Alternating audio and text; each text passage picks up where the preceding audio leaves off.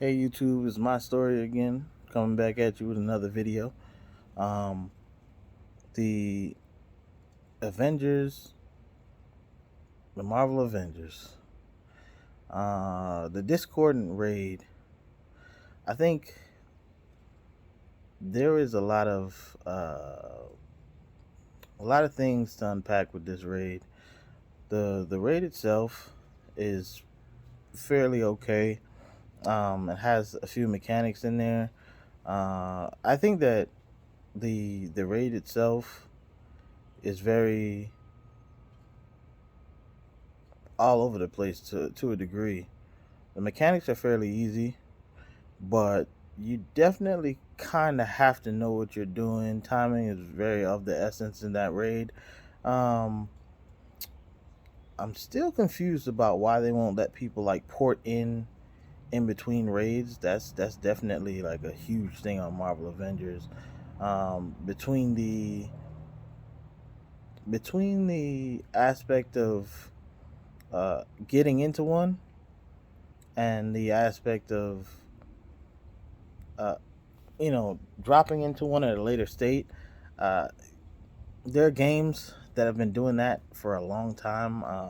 World of Warcraft, I would say, is one of the biggest ones that does it all the time. You can port into a raid at any point, pretty much, and get to where everybody else is at and fight whatever enemies or whatever the case might be. The the gear system is a little trippy too, because I've noticed that the discordant gear has a lot more like melee, valor, and range, but not so much defense. And this is just my point of view. I'm not saying that that's a fact. I'm just saying that this is what I've run into playing this game. uh, I would say when it comes to the character model, sometimes still get stuck. The Like, you can do a super move, should I say, or ultimate, or whatever you want to call it, heroic assault, and right after, depending on how it happens, sometimes your character model will get stuck from time to time. It's not very often, but it's still weird. I've seen people still go through the ground at times, every once in a while, and it's a lot of reloading checkpoints and stuff like that. It seems like every time that Crystal Dynamics does an update, it does better but worse at the same time. It's a weird paradox. I would say the mm, the gear system, the new gear system is kind of interesting. It's like a 2 level at a time thing, and maybe it's easier, but I think it's a lot less variety than what was there. You just being able to level up your gear. Uh, I like the aspect of the longer or the higher level cap. I haven't done any of the elite raids. Um, from what I hear, more difficult and things of that nature. But the I want to say there's 4 or 5 different sequence of levels that you have to go through in the discordant raid. So like the first sequence is a bunch of enemies, and then basically you fight a big spider, and then that area is finished. And then, if I'm not mistaken, you go into the so there are like 4 pads, and the 4 pads you have to stand on. They create, or 3 pads, sorry. They turn purple once they're ready. First they turn yellow. It's like a circle thing that you have to fill out, and then they turn purple when they're ready. And then somebody has to go in the middle, and they have to hit all 3 buttons in order for the shield to come up. And then the shield comes up during the blast. You either have to hide from the blast behind a wall or get into the shield. And then you do that 3 times, and it unlocks it to the third stage of the raid, where, if I'm not mistaken, you go to there's like pads, and you have to, step on the pads. Bunch of enemies in each room. There's a sequence that you have to step on the pads in order to move forward. Or from what I understand, they have like a glitch in the game at the moment, to where you can get all 4 doors or 5 doors to open, while dodging this blast that happens throughout the entire raid, pretty much.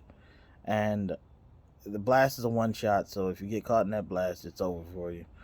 Uh, then, if I'm not mistaken, comes the platforms. Depending on if you have a flying character, you can just fly over all this stuff. If you have a running character, you kind of have to jump from platform to platform. There's other ways to get around that as well. Then, they have another like 4 sequence unlock thing that you got going on. Then I want to say you go to this part where there's a platform on the bottom, there's a platform on the top. The platform on the bottom, you have to stay on that platform. At least 1 or 2 people have to stay on that platform while it's yellow, or keep it yellow. And if they don't, then the platform on the top automatically one shots anybody who's on the top. Um, so on the bottom they have symbols, on the top they have symbols. You have to basically communicate to match the symbols in order for the people on the top to knock down the symbols, and the people on the bottom to continue to kill enemies and not kill the people on the top. So that's the thing. Then you run a part where you have to sit on another platform while enemies are coming, and you have to open the door to get the antimetal. You get the antimetal. You go through this maze. You go get the antimetal. You come back out, and then you destroy all these stalagmites or something like that. And basically, you have to break up all this rock and stuff like that. Then there's another part where you have to kind of fight Claw head on, but he's in this huge state. And there are enemies that come. Most of the enemies that come that are red, if you kill them inside the circle, they will make a mark on the circle. As you kill them inside the circle, there are like these walls you have to stand behind when he does the blast. And then there's a platform where you can hit him in the eye. He goes back up, yada yada. Um, and I want to say, after you finish that, it goes on to the last stage where you fight Claw head on, and then you have to make his stun meter go all the way up, and then dodge a bunch of blasts and stuff like that. They have like these balls with enemies, and if you don't destroy those balls and enemies, you'll just have a million enemies to fight. Uh, then you get to a point where you have to go in the back room. One person has to go in the back room, come back out with the anti-metal, and then you can actually damage Claw. And once you get past all of this, that's pretty much the end of the raid. It's a pretty interesting raid. I think there are a lot of um, positives to it, but there's also a lot of negatives, like things that they can just kind of tighten up with the game, that can make it so much better than what it is right now.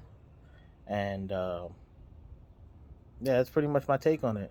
If you guys want to like, share, and subscribe, it would be greatly appreciated. And leave a comment below if you found this information any helpful. You guys have a great day.